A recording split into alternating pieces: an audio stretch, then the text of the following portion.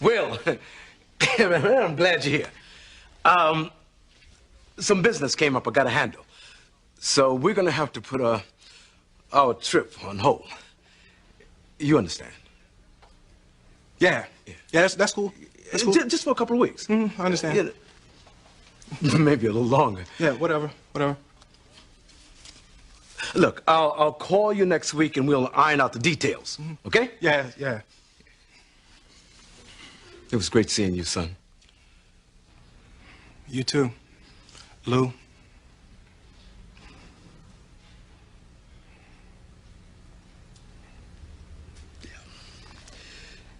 Yeah, I'm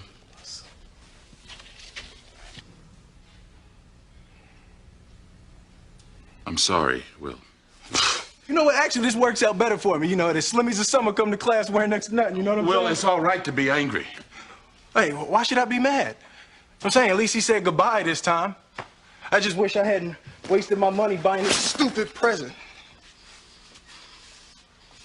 I'm sorry. If there was something that I Hey, could you know what? You ain't got to do nothing, Uncle Phil. Hey, ain't like I'm still 5 years old, you know?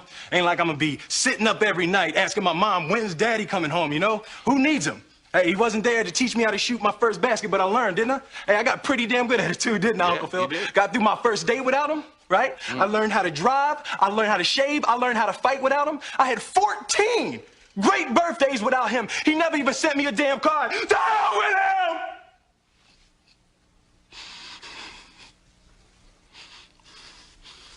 I ain't need him then and I don't need him now. Will. Nah, you know what, Uncle Phil? I'm gonna get through college without him. I'm gonna get a great job without him. I'm gonna marry me a beautiful honey, and I'm gonna have me a whole bunch of kids. I'm gonna be a better father than he ever was. And I sure as hell don't need him for that, because ain't a damn thing he could ever teach me about how to love my kids.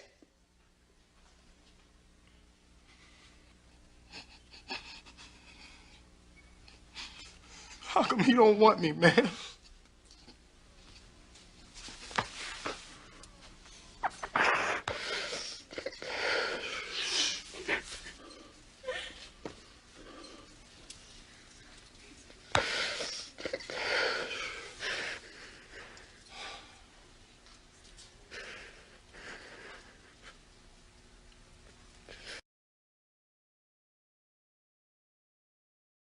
Propaganda is essential to any military campaign.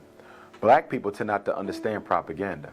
And the reason why we tend not to understand propaganda is because the propaganda channels, the mediums, the conduits, the radio, the television, the newspaper, we tend to just treat as forms of entertainment. We don't see them as military strategy. When there's a movie depicting black people in a negative image, when there's caricatures in the newspaper making jokes about black people, we tend to just see it as political entertainment. We don't see it as laying the foundation before the storm.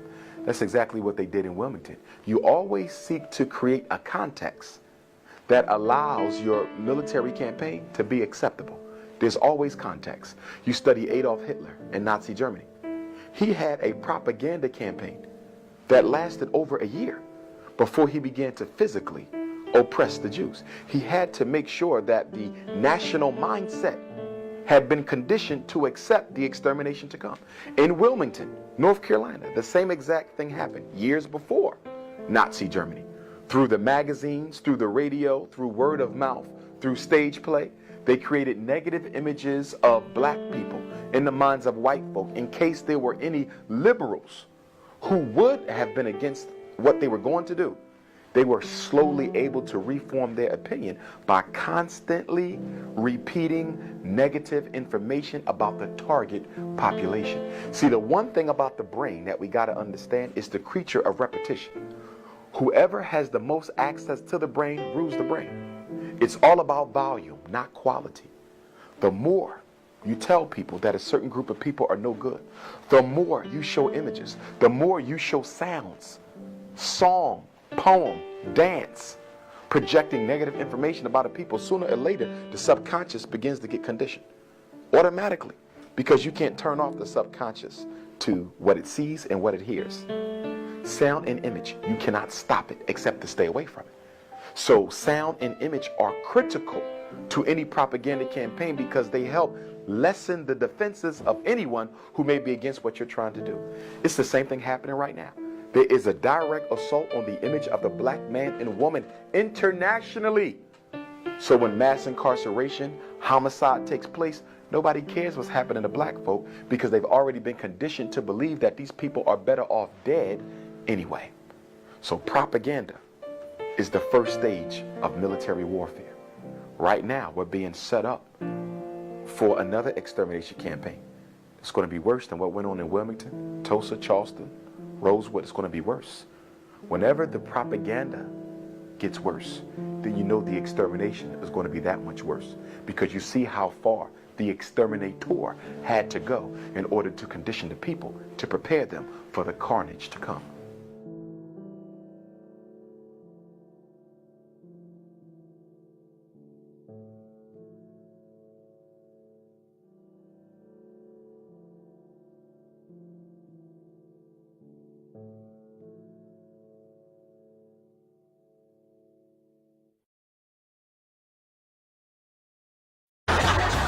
Yo, homie, I'm not supposed to say anything, but you have nothing to worry about. You're in. Yo, word?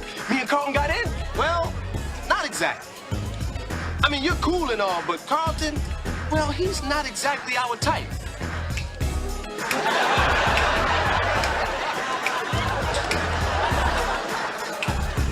Say, what do you mean, not our type?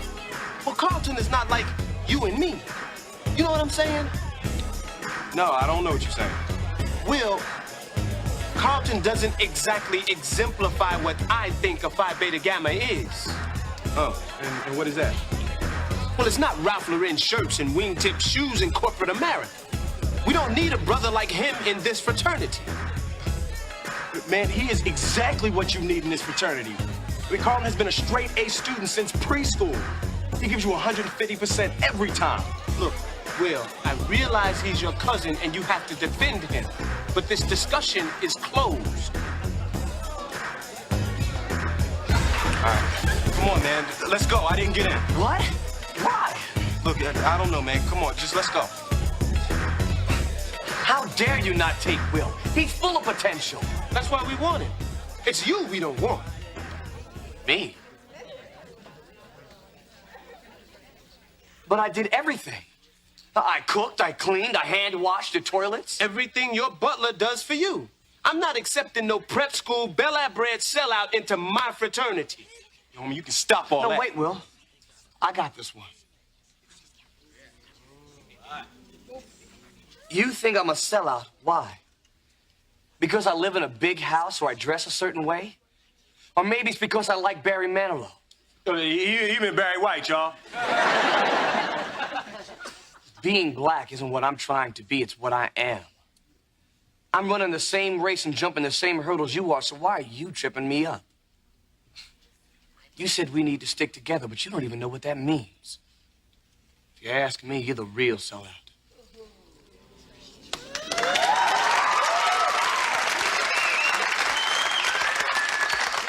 Yeah, that's right, boy.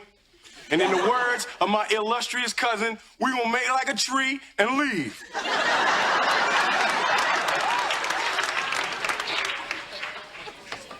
And look, you don't speak for the rest of us, dog. I'm gonna have you kicked out of here. Hey, we looking at the newest Phi Beta Gamma? No, apparently I'm not enough of a brother to be a brother. What? The pledge leader said he didn't like sellouts. Well, who does? I mean, you wait and wait and wait. When you finally get to the front of the line, everything's gone. You know, this really irritates me. I have worked very hard to give my family a good life, and suddenly somebody tells me there's a penalty for success? I'm sorry you had to go through this, son.